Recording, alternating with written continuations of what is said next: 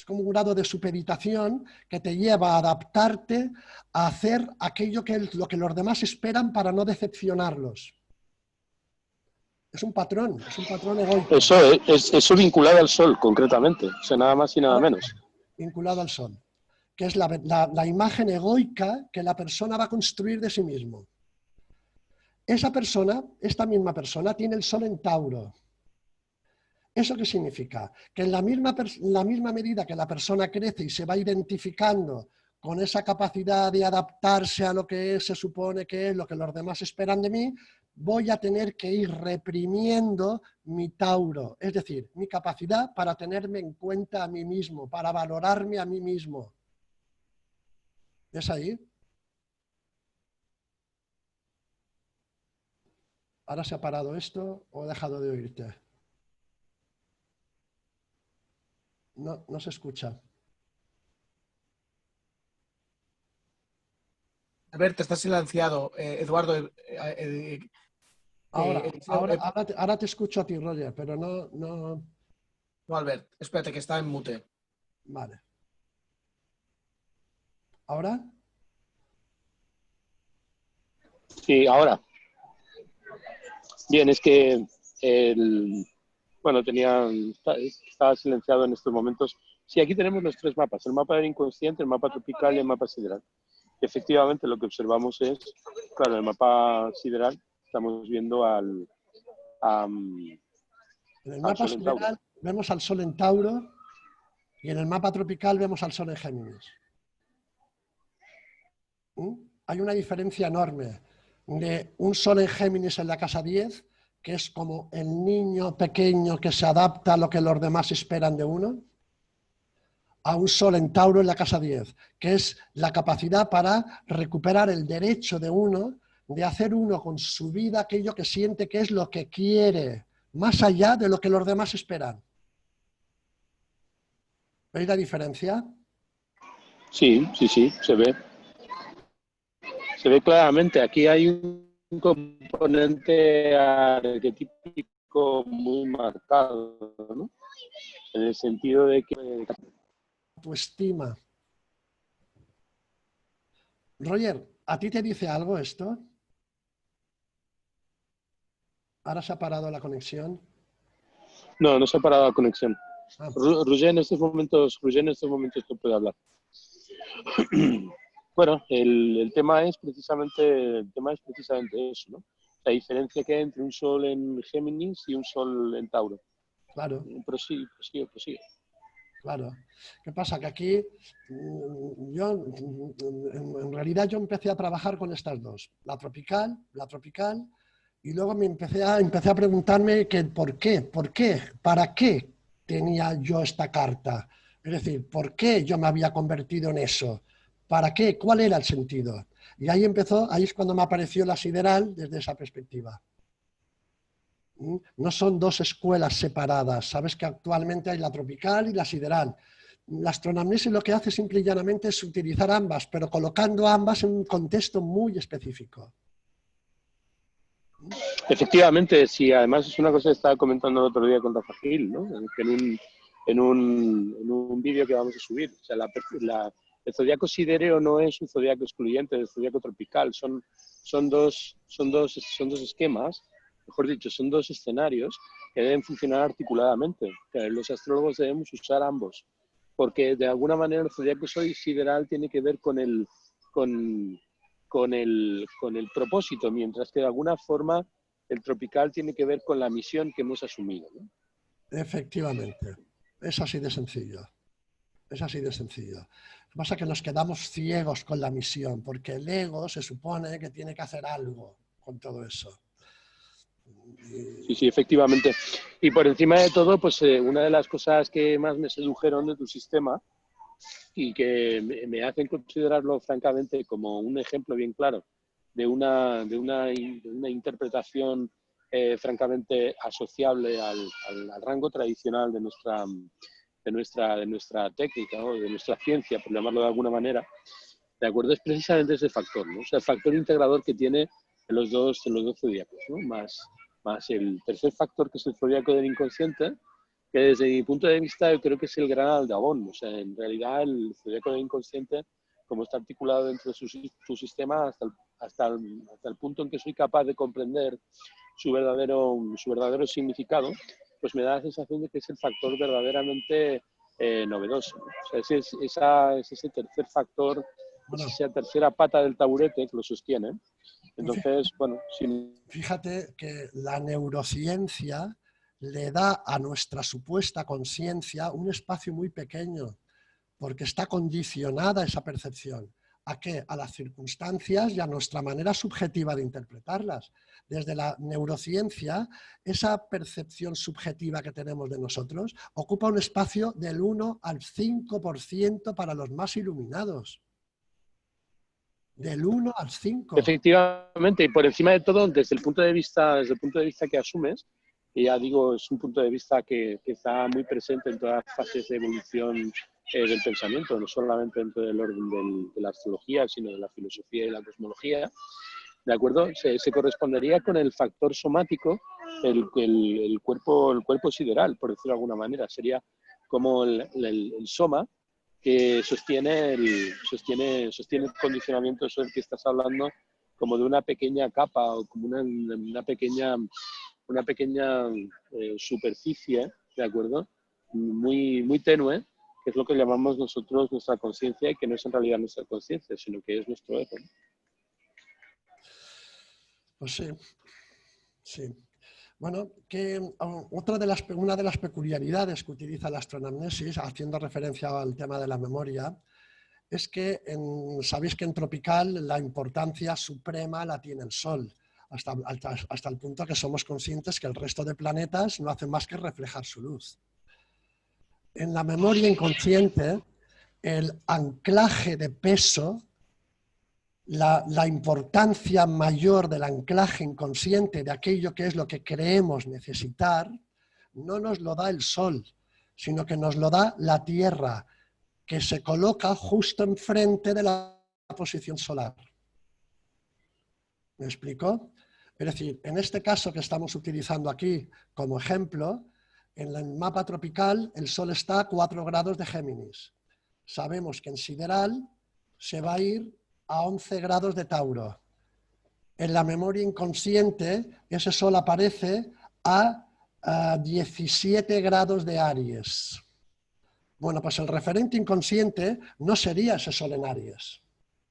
La persona no trae una memoria de ser independiente, de ser el guerrero, de ser el... No, lo que trae es un referente Libra.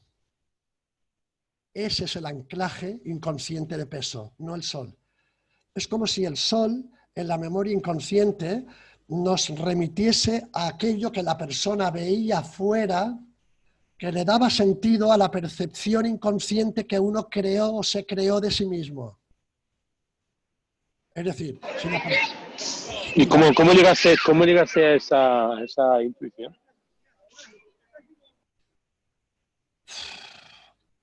¿Sabes qué pasa? Hace tantos años que yo la sensación que tengo es que me vino, que fue algo que yo iba observando y que de pronto me venían como flashes. Yo sé que es muy extraño lo que os estoy diciendo ahora, pero bueno, es que no, si me preguntas... Me vas a disculpar, Eliseo, pero no es que me parezca extraño, es que me parece sorprendente, o sea, de unas implicaciones realmente formidables. O sea, lo escucho y la verdad es que voy a tener que volver a mirar este vídeo. Fíjate que en realidad, yo te decía, estamos todos muy identificados con el signo solar. El signo solar, para mirar al Sol, fíjate la imagen como de soberbia o de prepotencia que el propio impulso nos induce, ¿no? Como a levantar el pecho y la cabeza. Pero nosotros no somos solares, no pertenecemos al Sol, somos luz. Nosotros actualmente en nuestro proceso evolutivo somos terrestres porque hemos nacido en la Tierra. Pero resulta que para redefinirte y reconectar con lo que en esencia de verdad uno es, tiene uno que agachar la cabeza para mirar al suelo. Como a nivel sistémico el mensaje es muy diferente. Uno tiene que adoptar una postura de humildad, de entrega. Eso es la Tierra. Y la Tierra... Sí, es algo que tiene mucho que ver con lo que decían los antiguos, que lo comentaba, creo que era Kimby, decía que cuando nosotros estábamos en el vientre, era Benesra, que decía que cuando nosotros estábamos en el vientre de nuestra madre, si un niño era varón, ¿de acuerdo? Su mirada se dirigía hacia los riñones de la madre. Entonces, cuando daba el giro al nacer, su cara quedaba mirando al cielo. Mientras que si era niña, la niña miraba a través del ombligo de la madre, y cuando daba el giro quedaba mirando hacia la tierra. Ese principio, claro, que él empleaba para hacer... No hablamos, si te fijas, no hablamos de macho o hembra, hablamos de un principio masculino-femenino. Evidentemente, para mirar a la tierra, para agachar la cabeza, tienes que conectar, estar muy conectado con esa parte femenina que te hace sentir o estar en empatía con la totalidad. Claro. Entonces, os decía ese esto... Ese es el factor simbólico del que habla maravillosamente Ezra cuando está hablando en la escala de Nock. Es un sistema que él utiliza, de acuerdo, para predecir el momento de nacimiento cuando una mujer se queda embarazada, ¿no? Y también la rutina de Hermes que le emplea para rectificar sus cartas, que resulta tan hábil. Es como si esto de lo que tú estás hablando, del mecanismo del inconsciente, se cargara a lo largo del proceso de gestación, ¿no? O sea, mientras en el tiempo en el que estamos en el vientre de nuestra benefactora, de nuestra... En el que estamos vinculados y que condiciona y afecta cualquier proceso en el que estemos implicados, ¿no? Nos persigue, de alguna manera nos acompaña constantemente. Esto haciendo referencia al tema solar, al tema solar de la memoria, porque hay alguna gente que escucha un poquito tal, inmediatamente coloca el sol y ya utiliza el sol de la memoria como, y ahí no les funciona porque el referente real es la Tierra, no es el sol. Pero con el resto de arquetipos pues se puede ver perfectamente. Por ejemplo, la luna, en el caso que tenemos aquí como ejemplo, si nos fijamos, tiene una luna en Cáncer, que veremos que además que en tropical es el elemento más conflictivo del mapa. Porque está en Cáncer, pero está en cuadratura con Saturno, cuadratura con Plutón y cuadratura con Venus. Una luna en Cáncer es una luna que se supone que está supeditada al sentimiento de imprescindibilidad, que implica uno sentirse el nutriente, el nutridor imprescindible para alguien. Es como una especie de pecho cósmico lleno de alimento que se supone que la única función, el único propósito es nutrir, tener en cuenta lo que necesitan los demás. Si la persona se identifica con ese patrón y en realidad tiene a la luna en Géminis, ¿qué creéis que es lo que a nivel emocional la persona va reprimiendo? Pues la capacidad para obtener equitativamente algo en compensación a su entrega. Es decir, con el tiempo va sintiendo que la persona da, que la persona da, que la persona da, pero hasta el punto de quedarse vacía y de pronto descubrir que los demás no le dan. Hay una falta de compensación ahí. Y así se puede utilizar con todos los arquetipos.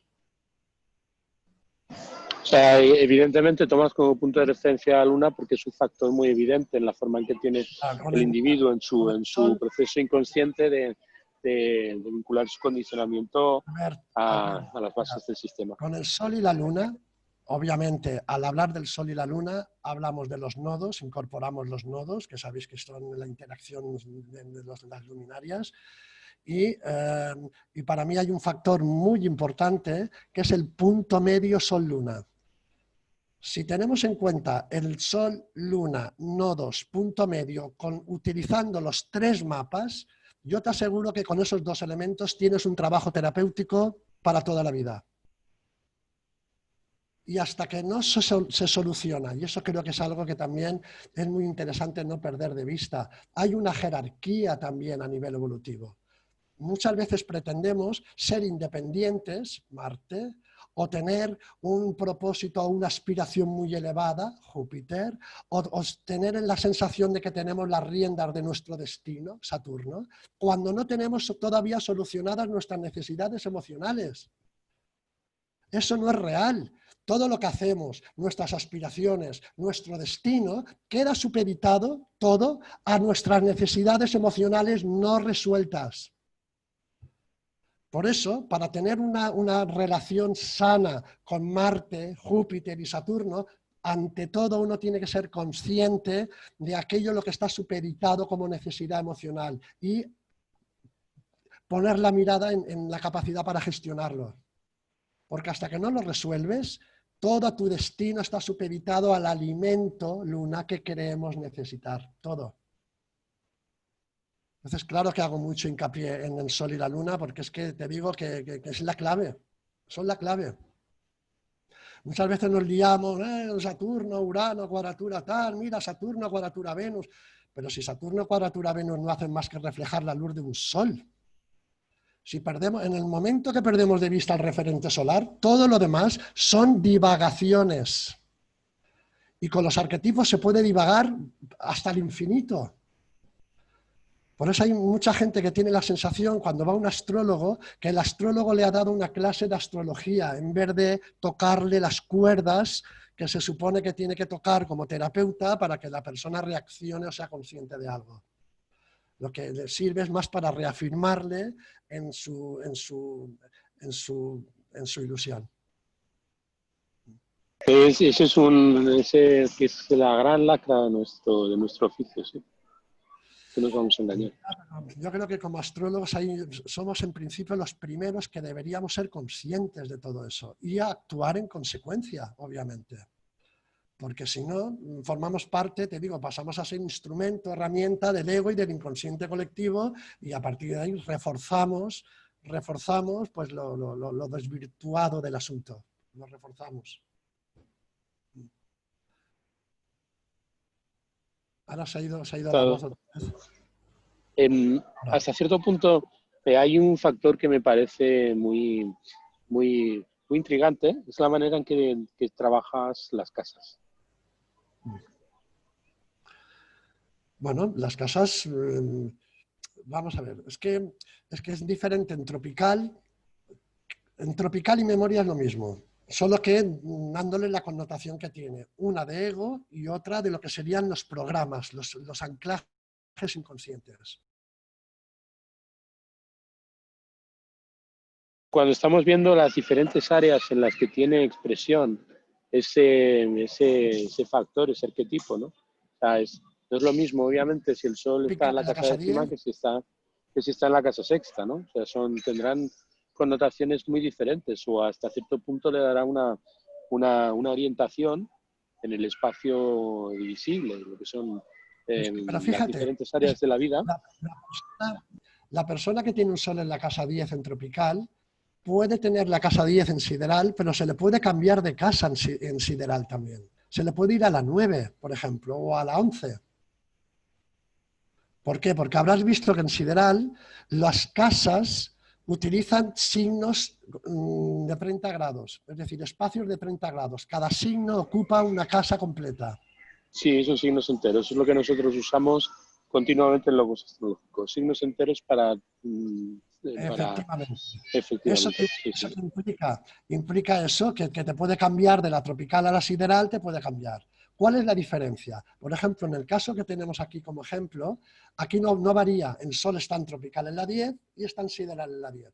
Parece lo mismo, pero no es lo mismo, porque un Sol en la casa 10 en tropical te habla de un patrón de comportamiento que está supeditado a la casa 10, es decir, al deber, a la obligación, al sentimiento de culpa si uno no hace aquello que se espera.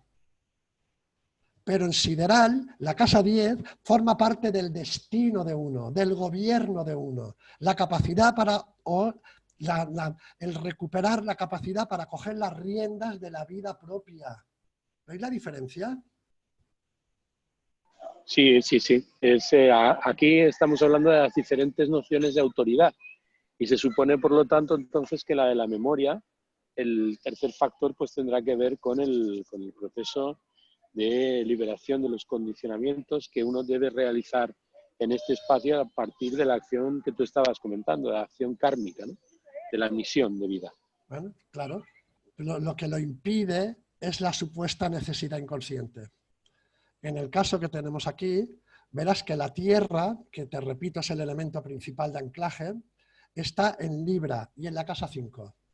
Pero hay otra peculiaridad, la peculiaridad de que tiene a Urano en conjunción a la Tierra. Y Urano,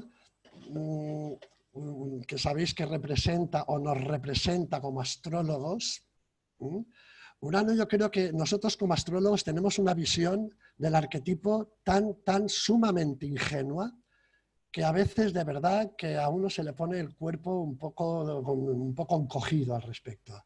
Porque sabéis que Acuario, Urano, aparentemente representa la libertad, la autonomía, la independencia, la autosuficiencia, los amigos, todo menos cargas y compromisos. Es como un proceso de apertura hacia lo nuevo.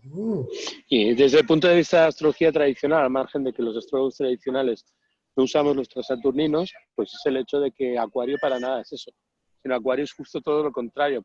Acuario representa las obligaciones, los compromisos, Bueno, el aferramiento a ideas de las que no nos queremos desprender, eso, y básicamente es una evocación muy diferente a la evocación que se le da en la astrología contemporánea. fíjate que las obligaciones, todo eso pertenece al terreno de Capricornio, que como Saturno es el regente tradicional de Acuario, es normal que tenga esa connotación.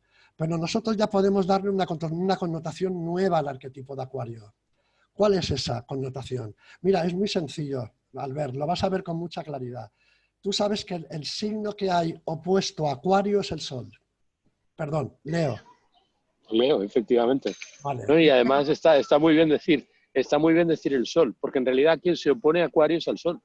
O sea, ese factor es muy importante tener. Pero si observamos el sistema solar... Y es una ruptura con el principio a través del cual el Sol se ha inflado a lo largo de nuestro proceso evolutivo. O sea, en realidad Urano está en contra del Sol porque el Sol se ha convertido del factor munificente que aporta... Perdona, Albert, Sí. no es que esté en contra del Sol. Discúlpame que te lo, de alguna forma... Mira, hay algo que resulta mucho más evidente. Aparentemente está opuesto al Sol porque está enfrente del Sol. Pero fíjate que el Sol ocupa en nuestro sistema solar un lugar muy específico. Es el centro. Todos los demás, el grupo Acuario, si observas, está supeditado a la fuerza gravitacional del Sol. No tienen voluntad propia, ni siquiera tienen una imagen propia, porque reflejan la luz del Sol. Eso es Acuario. Efectivamente, eso es Acuario, efectivamente. Eso es precisamente lo que quería decir. Las inercias, la supeditación a voluntades aparentemente ajenas a uno.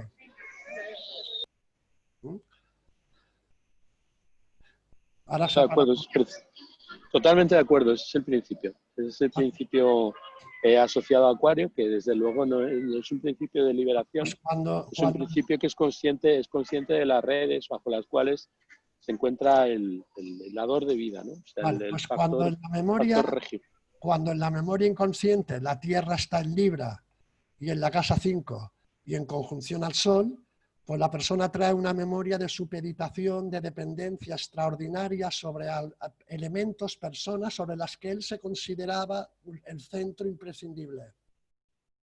Ahí tienes el anclaje inconsciente de esa persona. Esta persona no entiende la realidad si no es estando supeditada a otras personas. ¿Entiendes por qué ahora esta misma persona tiene el Sol en Tauro en la casa 10? Evidentemente porque el centro es precisamente proveer. Porque viene a hacerse cargo de su propio destino.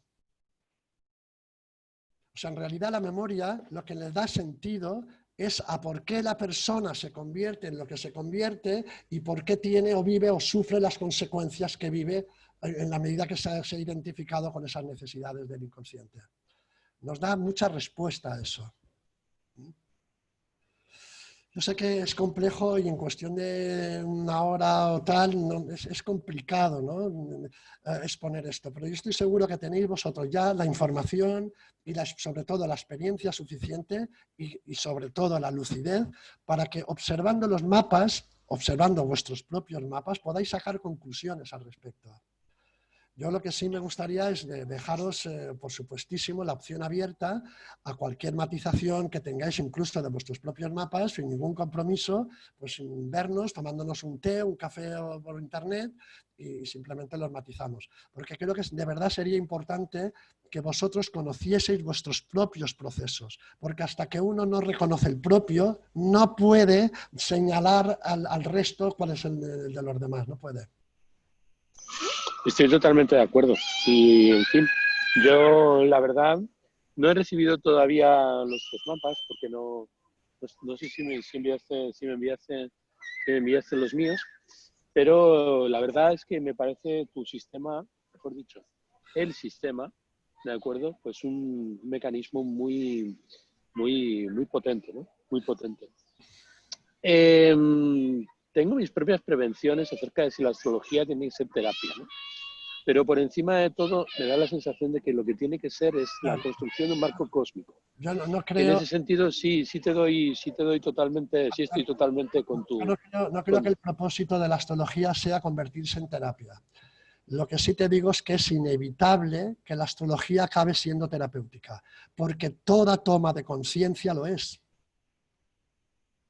En consecuencia, Efectivamente, toda toma de conciencia lo es, de la misma manera en que tenemos que no describimos el universo como es, sino como nosotros lo vemos. Que nuestra descripción del universo nos define como individuos, ¿no? O sea, la claro, manera en que tienes de ver el mundo y en el fondo lo que el mundo es ese reflejo que se ve claramente en la concepción de lo que es la luna astrológica, ¿no? O sea, lo que tiene que ver con ese mapa, esa estructura dentro de la cual nosotros nos ubicamos, ¿no?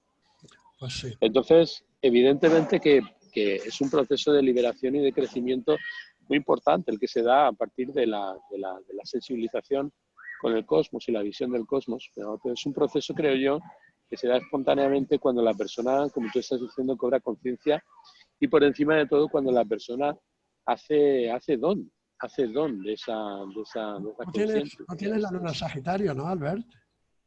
No, tengo la luna en Tauro, tengo la luna en el primer grado de Tauro.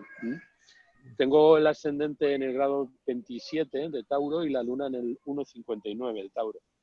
Eso creo que tiene unas características o le da unas características muy acentuadas a esa luna, muy características, sí. Bueno, no sé si tenéis vosotros alguna pregunta.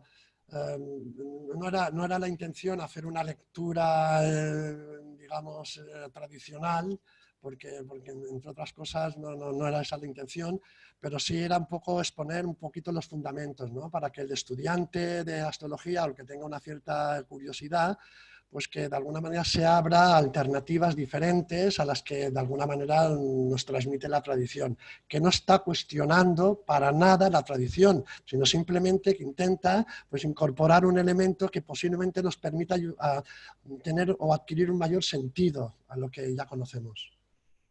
Sí, no solamente es que crea, no solamente es que estoy convencido de que esto es un eslabón de la tradición, no lo veo en absoluto en contradicción.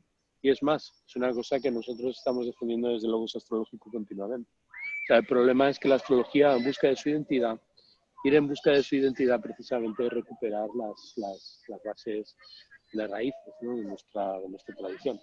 Y en ese sentido, anamnesis y astroanamnesis es casi como un anagrama de lo que es eso que nosotros debemos realizar como astrólogos en estos momentos en concreto. O sea, el proceso de anamnesis es un proceso básico para rehabilitar nuestro oficio. Entonces, en ese sentido, pues yo obviamente te doy o pongo totalmente a tu disposición, en la medida en que lo necesites, la plataforma de Logos Astrológico, Yo ¿de acuerdo? Y te agradezco que yo lo digas. espero...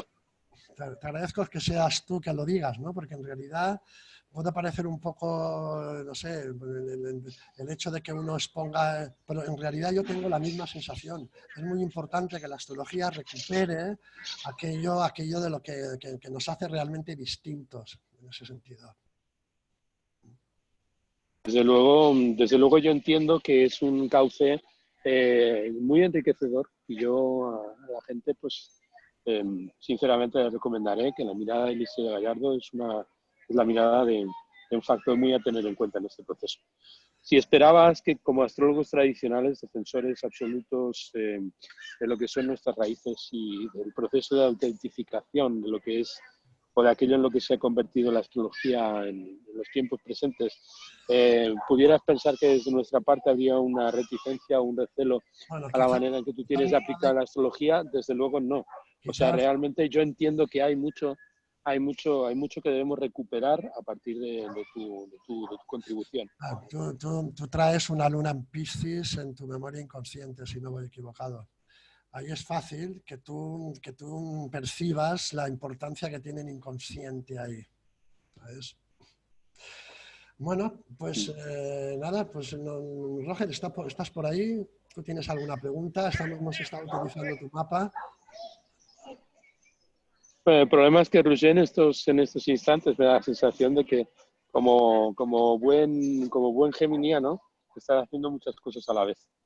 Nos ha dejado aquí en buena compañía, pero estoy convencido de que va a ser un vídeo que va a tratar con muchísimo cariño, por muchos factores. En fin, es probablemente de las charlas que hemos tenido en Logos Astrológico, ya llevamos unas cuantas, unas más satisfactorias. Y una de las que es en las que menos he participado precisamente, porque entiendo que darte voz a través de Logos Astrológicos es un poco arrimar en Logos Astrológico el ascua en nuestra sardina. O sea, yo voy a aconsejar, evidentemente, a la gente que estudia con nosotros que lo vea.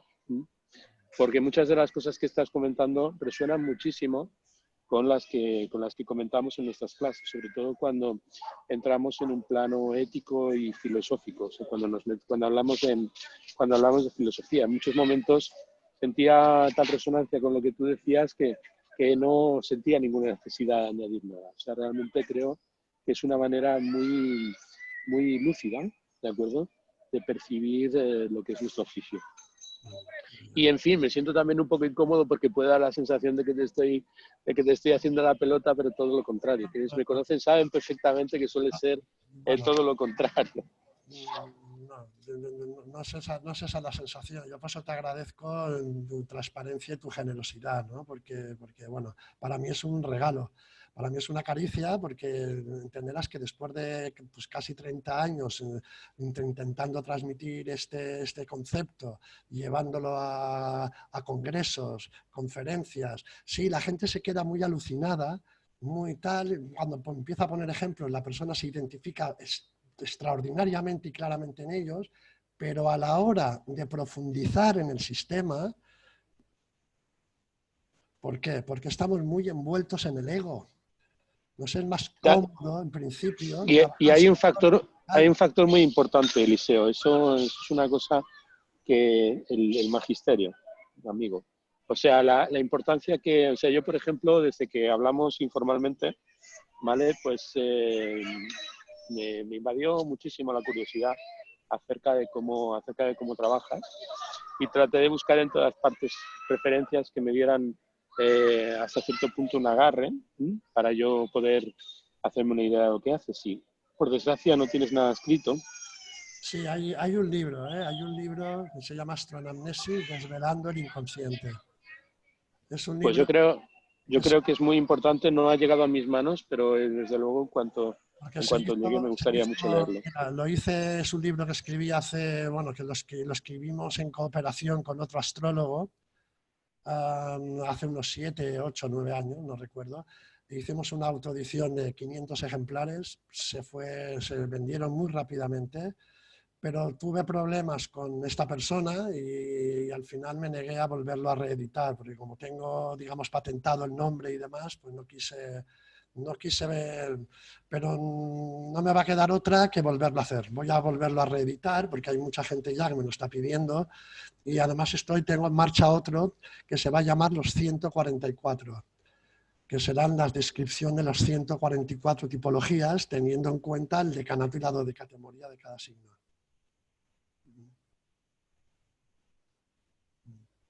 Ahora se ha ido la voz. Ahora. He quedado muy contento con esta charla, la considero muy nutritiva y desde luego, si tú estás dispuesto, trabajaremos juntos todo lo que sea necesario. De hecho, a través de Roger o yo mismo pues nos pondremos en contacto. Seguimos en Me contacto. gustaría incluso poder hacer, formar parte del proyecto que nosotros tenemos de podcast y que pudiéramos charlar no solamente acerca de temas astrológicos, aunque siempre vinculados a la astrología, más en la línea, por ejemplo, que